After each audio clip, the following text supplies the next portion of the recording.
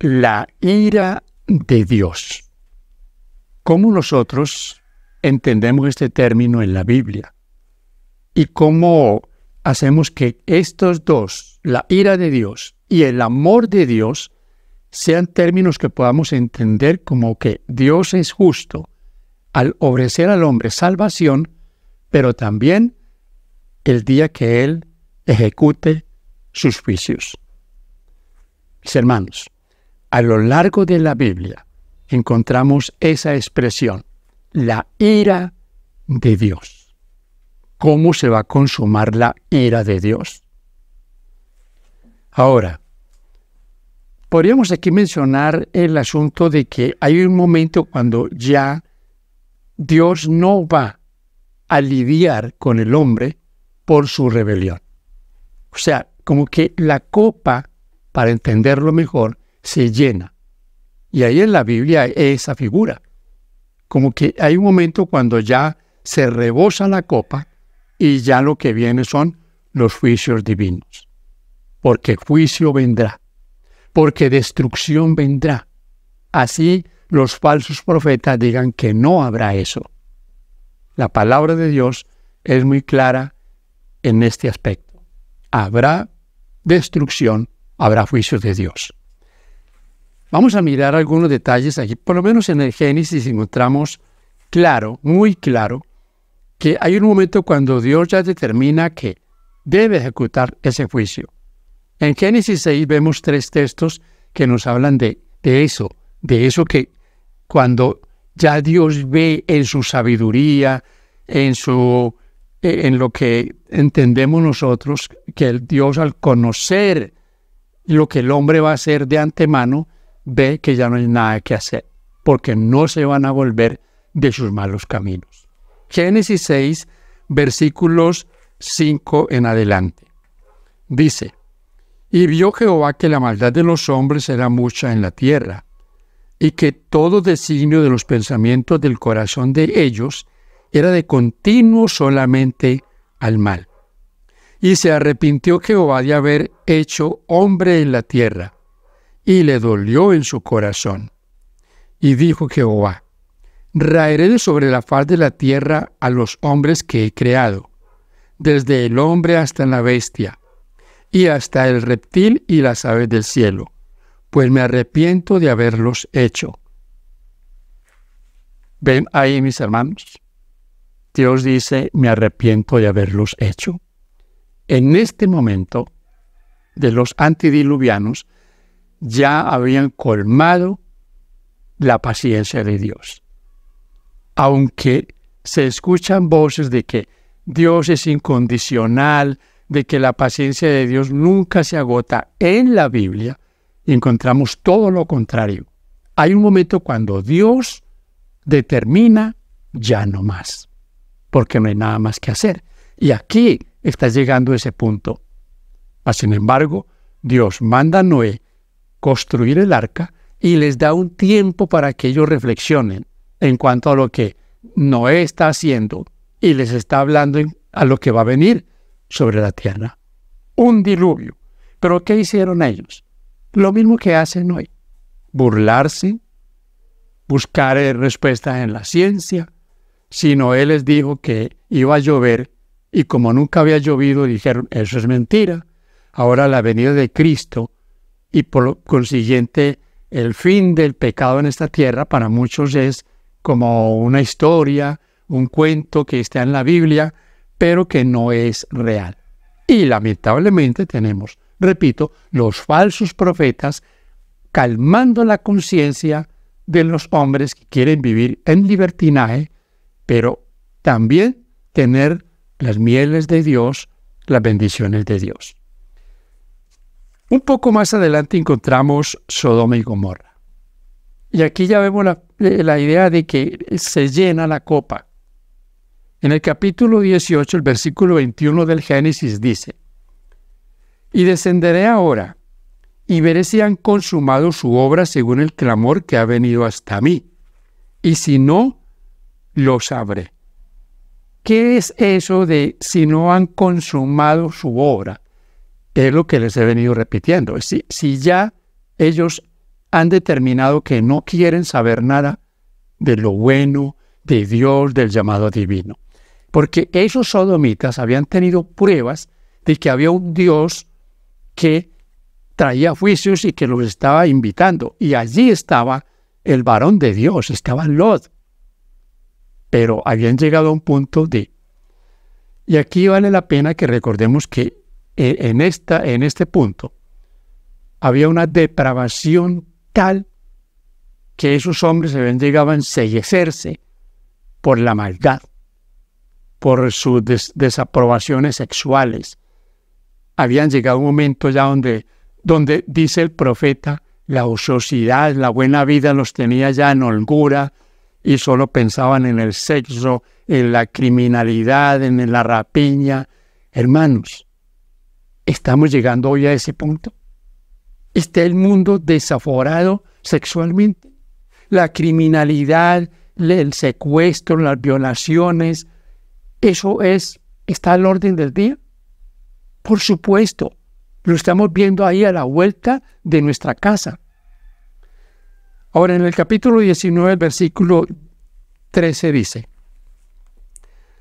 porque vamos a destruir este lugar, por cuanto el clamor de ellos ha subido de punto delante de Jehová. Por tanto, Jehová nos ha enviado para destruirlo. Ha subido de punto. Es la confirmación de que se llenó la copa. Ya Dios saca a Lot, que también estaba en una situación muy difícil de allí, que sus hijas y su esposa también estaban y sus yernos contaminados, pero sale Lot y llega el juicio divino. Yo aquí quiero ahora invitarlo a ustedes a que consideremos algo. Dios saca a Israel de Egipto y comienza a trabajar con Israel. Pero vemos continuamente la rebelión de ese pueblo que Dios había elegido para que fuera luz en el mundo, una y otra vez. Fueron tomados cautivos por los asirios, fueron tomados cautivos por los babilonios. ¿Por qué? Por su rebelión. Usted lee a los profetas y va a encontrar Jeremías, Ezequiel, esa continuidad de la maldad de ellos. Dice el Salmo 106 que llegaron al punto de sacrificar sus hijos a los ídolos cananeos. ¿Qué tenía que hacer Dios? No, aquí entra entonces nuevamente la idea de que no, como Dios es incondicional, entonces Dios tenía que perdonarlos. Tenía que seguir ahí como en una especie de alcahuetería con ellos. Nada de eso. Lo que Dios hizo con Israel, trayendo juicio sobre ellos, que eran su pueblo elegido, va a ser en la parte final de nuestra historia, la que usted y yo estamos viviendo. Eso tenemos que tenerlo claro. Tengo aquí, mis hermanos, en el libro del profeta Ezequiel, 3 textos que quiero compartirles. Y veamos aquí una expresión que hace el Señor para el profeta Ezequiel. Es una expresión bien interesante y que nos debe poner a reflexionar. ¿Por qué? Porque la sordera de Israel es una sordera muy común hoy. Solo se quiere oír las palabras amables, las mieles, las mentiras del profeta. Estamos llenos de falsos profetas, de engañadores, de lisonjeros, que lisonjean hasta los más perversos, los más torcidos intérpretes de la Biblia. Los llaman maestros, los llaman eruditos, los llaman los teólogos, los de la última palabra. Falsos profetas, engañadores, hoy a la orden del día. Fíjense cómo le dice nuestro Dios a Ezequiel. Ezequiel 2:7 dice: les hablarás pues mis palabras, escuchen o dejen de escuchar, porque son muy rebeldes. Tremendo, ¿no? Hábleles, escuchen o no. Porque hoy, miren, hermanos queridos, perdónenme, pero sigo insistiendo. ¿Qué se quiere escuchar en redes sociales? No, las cosas así fáciles. Las promesas de Dios, de que no va a pasar nada, que todo bien, y escuchar a los falsos profetas que dicen: No va a pasar nada. No, tranquilos. En el capítulo 3 tengo 2 textos más con la misma idea. Versículos 11 y 27 dice: y ve y entra a los cautivos, a los hijos de tu pueblo, y háblales y diles: así ha dicho Jehová el Señor, escuchen o dejen de escuchar. ¿Notan? Hábleles, predíquele, hermano, dígale a su familia, dígale a sus amigos, vienen juicios sobre la tierra. Adviértales de que un día van a caer las plagas sobre los que tienen la marca de la bestia. Crean o no crean. Crean más a los, como les he dicho, a los falsos, que a lo que dice la palabra de Dios. El versículo 27 tiene la misma idea. Dice: mas cuando yo te hubiere hablado, abriré tu boca y les dirás: así ha dicho Jehová el Señor. El que oye, oiga, y el que no quiera oír, no oiga, porque casa rebelde son. Fíjense, hermanos queridos, estas son amonestaciones para nosotros hoy. Las palabras de Dios ya están aquí. Aquí está registrado lo que viene sobre la tierra, los juicios que caerán sobre este mundo. El Señor dice: háblales. Oigan, escuchen o no escuchan, pero tú cumple con hablarles. Esto es un asunto de vida o muerte. Aquí viene una pregunta. ¿Qué es lo que el hombre ha dejado de lado? ¿Qué es lo que el hombre no quiere oír? Y aún el religioso, el que va con la Biblia bajo el brazo, el que va bien vestido, con su buena corbata, y que cada domingo y en diferentes momentos va a los templos, ¿qué es lo que no quieren oír? Esto es lo que no quieren oír. Escuche usted. Isaías 24. Leo los versículos 4 en adelante. Dice: se destruyó la tierra, enfermó, cayó el mundo, enfermaron los altos pueblos de la tierra, y la tierra se contaminó bajo sus moradores, porque traspasaron las leyes, falsearon el derecho, quebrantaron el pacto eterno. Por esta causa, la maldición consumió la tierra, y sus moradores fueron asolados. Por esta causa fueron consumidos los habitantes de la tierra, y disminuyeron los hombres. Disminuyó la fidelidad. ¿Contra qué se fueron? Contra la ley de Dios. Vaya usted, y esta prueba yo he pedido en otra oportunidad que usted la haga. Vaya el domingo a cualquier iglesia de su pueblo. Vaya. Pregúnteles por la ley de Dios. ¿Qué crees que te van a decir? Sí, que ya está abolida, que eso era ley de Moisés, que era para los judíos, que ahora estamos bajo la gracia. El proverbista dice: el que aparta su oído para no oír la ley, su oración es abominable. Y cada domingo, cada día de culto, queremos escuchar, y hasta nosotros los sábados en nuestros templos, escuchar solo hablar que del amor de Dios, que sí, que Dios es amor, pero no queremos oír hablar estas cosas, los juicios que vienen sobre este mundo. ¿Notan usted que han dejado la ley de Dios? ¿Por qué está el mundo en esta condición? Porque se olvidaron de la ley de Dios. ¿Por qué el ateísmo? ¿Por qué se cree que somos parte de la evolución? Porque se olvidaron de la ley de Dios.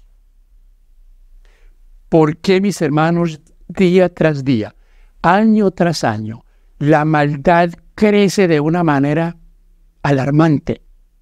Ya ni los gobernantes ya no saben cómo controlarlo. Ya no hay autoridades en los países que puedan controlar el desafuero de esta humanidad. ¿De qué se olvidaron? De la ley de Dios. Y los creyentes, los que dicen creer en la palabra de Dios, les dicen que ya no hay ley, que está abolida. Qué triste que el que debería estar amonestando al mundo a volverse del mal, a mirar la ley de Dios, a ir al Señor Jesús, a implorar por su perdón y su salvación, lo están llevando a apartarse de esa santa ley. Porque si no hay ley, entonces, ¿qué es lo que no debería haber si no hay ley? Pecado.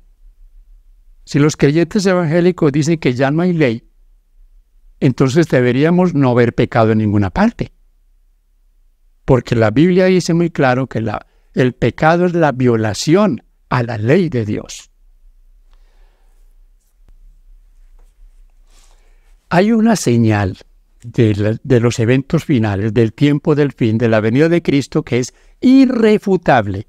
Los falsos profetas.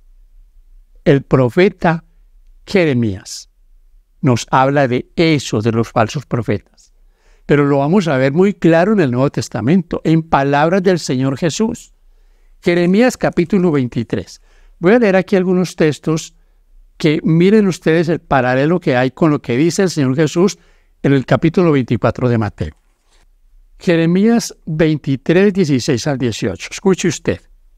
Así ha dicho Jehová de los ejércitos: no escuchéis las palabras de los profetas, que os profetizan, os alimentan con vanas esperanzas, hablan visión de su propio corazón, no de la boca de Jehová. Dicen atrevidamente a los que me irritan: Jehová dijo, paz tendréis. Y a cualquiera que anda tras la obstinación de su corazón, dicen, no vendrá mal sobre vosotros. Porque ¿quién estuvo en el secreto de Jehová y vio y oyó su palabra? ¿Quién estuvo atento a su palabra y la oyó? ¿Los falsos qué? Profetas. Pero fíjense aquí en la expresión de Jeremías. Quieren escuchar palabras lisonjeras. El Señor les dice, no los escuchen, que yo no les he hablado. Pero ellos los quieren escuchar porque son atrevidos. Siempre tratan de apaciguar la conciencia del pecador. No pasa nada, Dios es muy bueno, Dios es amor. Ese es un asunto que anda en todas partes. La pésima idea de que como Dios es amor, entonces Dios va a pasar por alto la transgresión del ser humano. Estos falsos profetas no reprenden al pecador. Le golpean el hombro. Estás muy bien. ¿Cómo eres de sabio? No lo reprenden. Al contrario, los motivan para que se rebelen contra la ley de Dios. En Mateo 24 hay 3 textos que bien haríamos en leerlos frecuentemente. Mateo 24, versículos 5 y 6, versículo 11 y versículos 23 y 24. Tienen paralelo con lo que dice Jeremías 23. Falsos profetas. Y el Señor no dijo que serían pocos, muchos falsos profetas. Porque cuando dice el texto que si han estado en la presencia de Jehová, si han escuchado en el secreto de Jehová, cuando habla de que el profeta está en el secreto de Dios, está hablando del cumplimiento de Amós 3:7, donde dice que Dios revela sus designios a sus siervos, los profetas. Porque al falso profeta, ¿quién le revela sus deseos? Satanás. Es Satanás el que le revela al falso profeta sus deseos, para que los transmita al pueblo y lo desvíe de la verdad de Dios. Porque no quieren escuchar la verdad.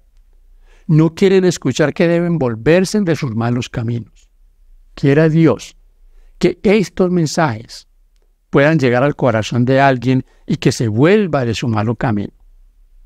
A los mismos creyentes, a nosotros en nuestra comunión, en nuestra comunidad.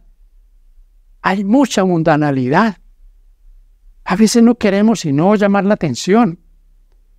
Hombres y mujeres, hay mundanalidad entre nosotros. y profesamos ser el pueblo de Dios, el que guarda los mandamientos de Dios.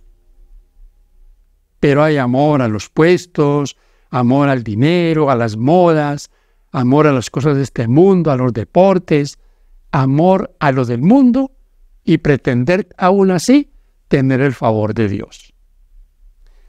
Aquí en este capítulo 23 de Jeremías, en los versículos 29 al 32, dice: ¿No es mi palabra como fuego, dice Jehová, y como martillo que quebranta la piedra?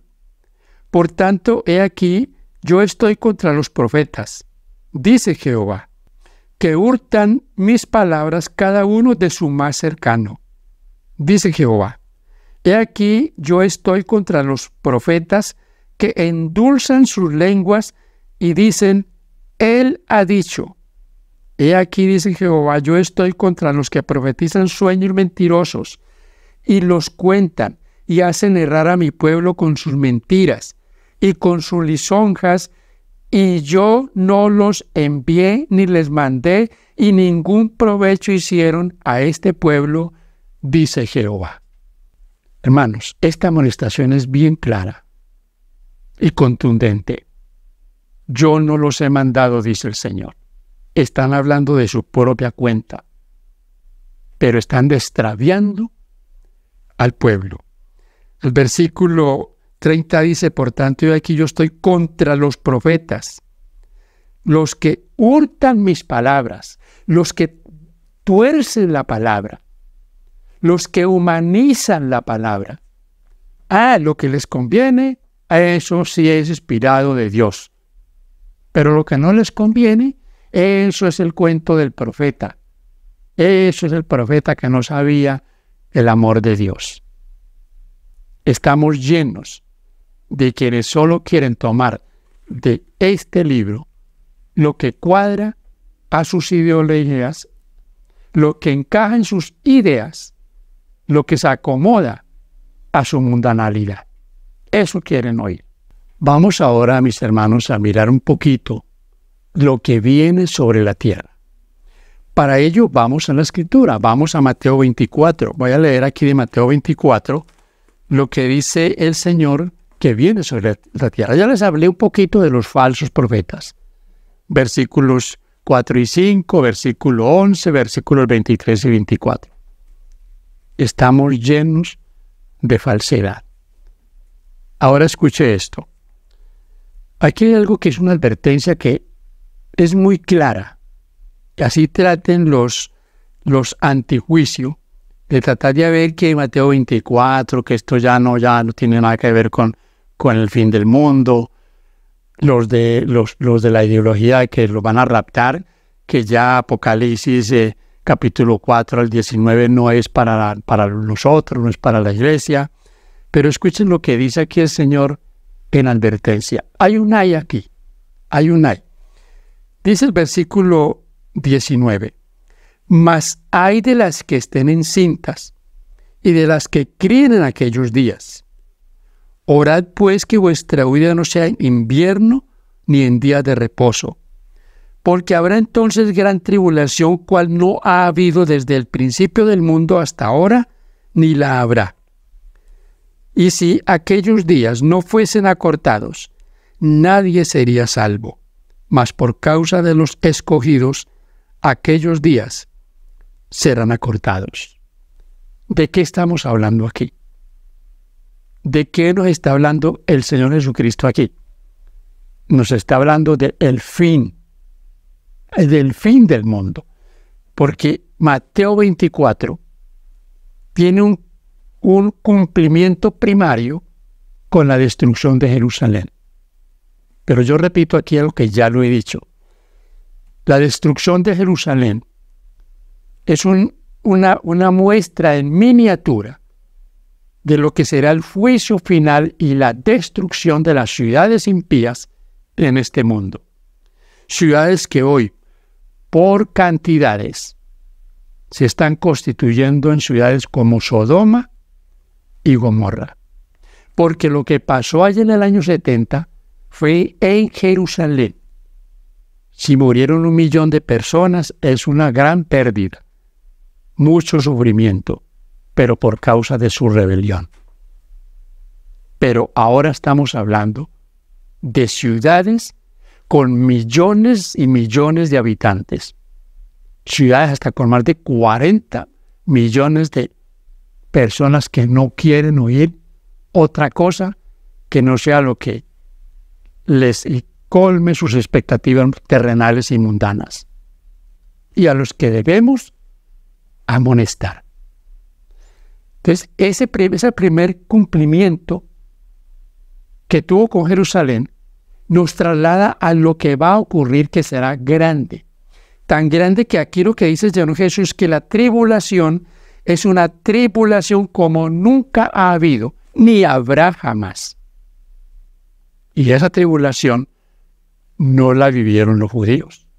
Tuvieron tribulación, angustia, pero no como la que vendrá, que es la que profetiza Daniel en el capítulo 12, el versículo 1.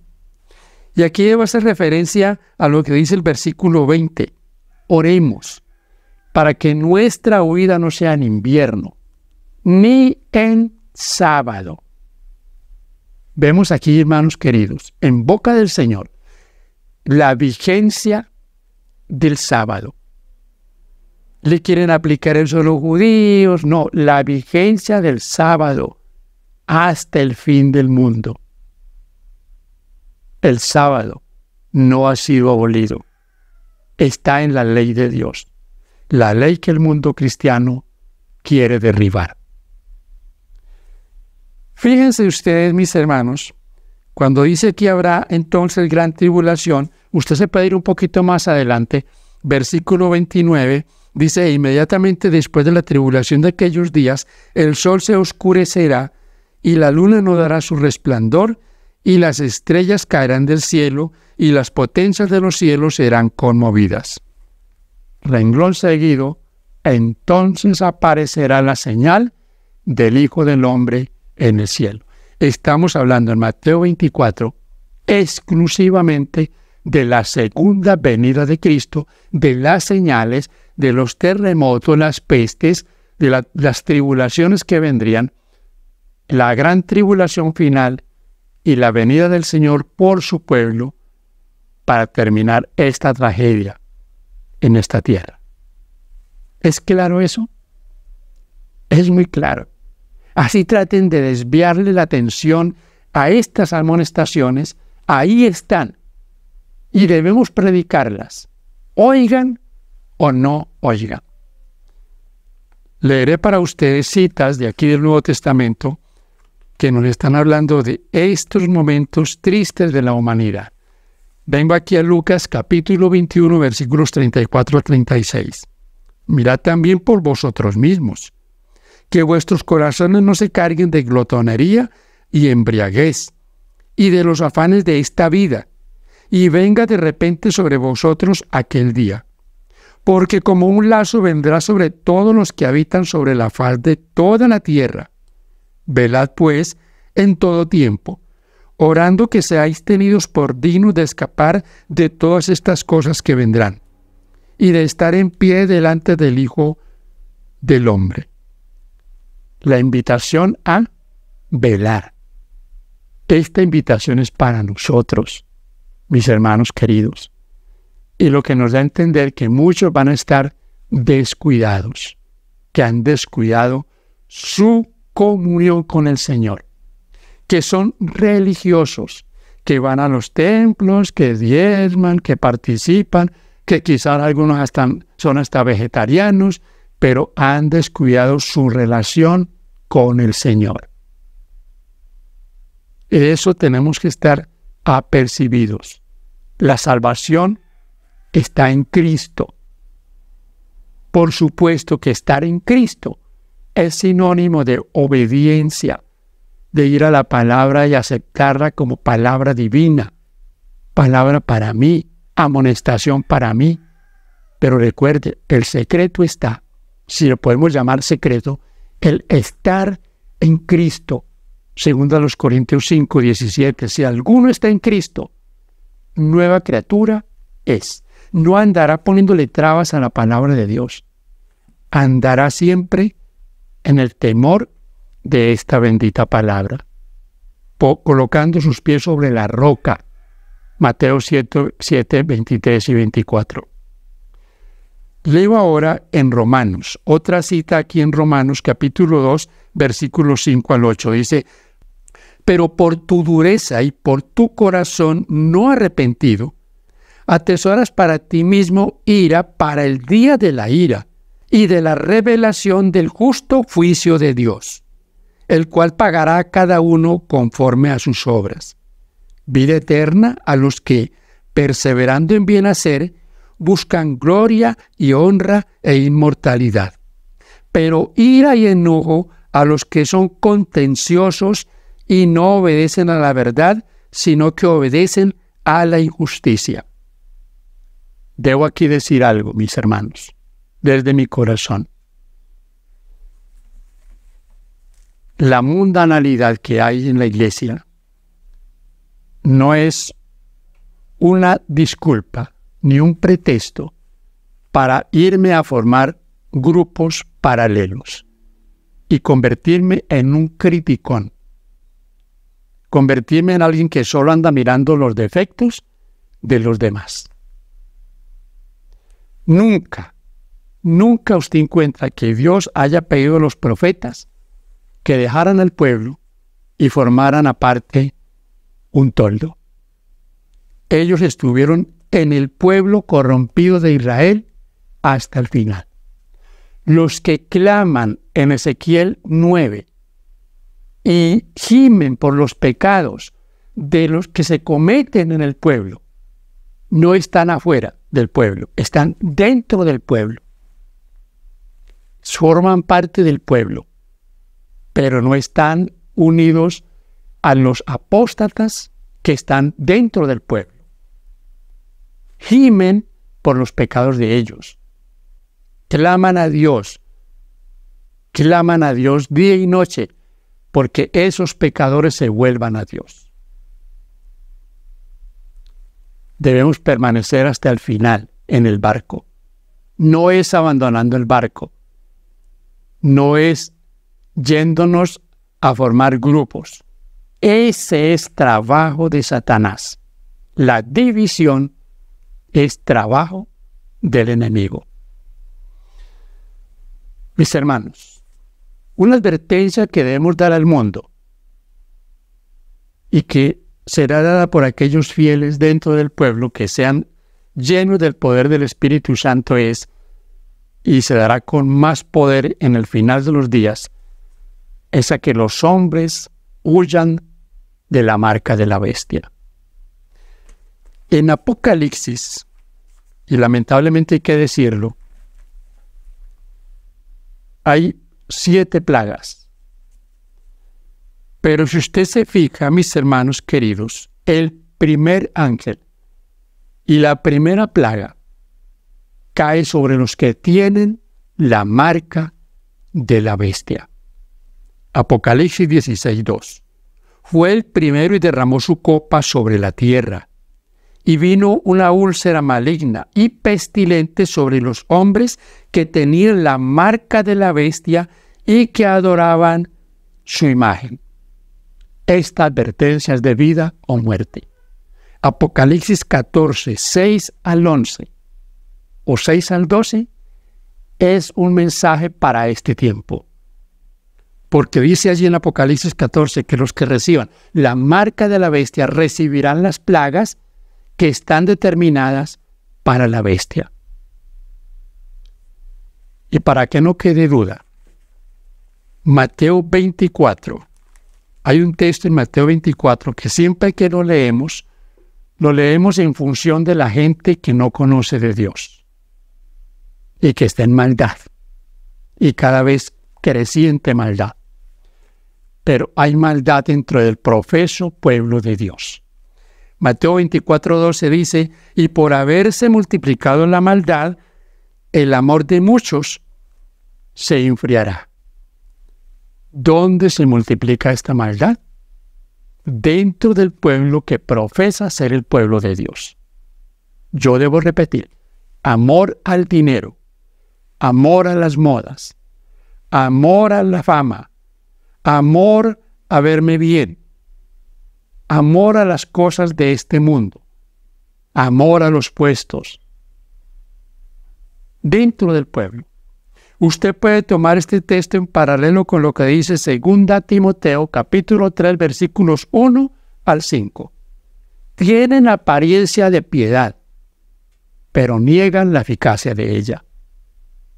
Y el contexto dice, amadores de sí mismos, vanagloriosos, soberbios, blasfemos, desobedientes a los padres. ¿Se ve eso en el mundo? Sí. Pero vemos eso también dentro de un cristianismo que profesa ser el pueblo de Dios. Lastimosamente, hoy llaman pueblo de Dios a cualquiera. Pisotean la ley de Dios y los llaman pueblo de Dios. Hermano y amigo, si usted considera que este mensaje es importante, compártalo. Gracias por apoyarnos. Y reitero, no estamos aquí para felicitarnos, para sobarnos el hombro, que estamos muy bien, no estamos aquí todavía con oportunidad de volvernos al Señor de todo corazón. El fin viene, el Espíritu Santo será derramado. ¿Lo recibiremos nosotros? Que así sea, por la gracia de Dios. Paz de Cristo para usted.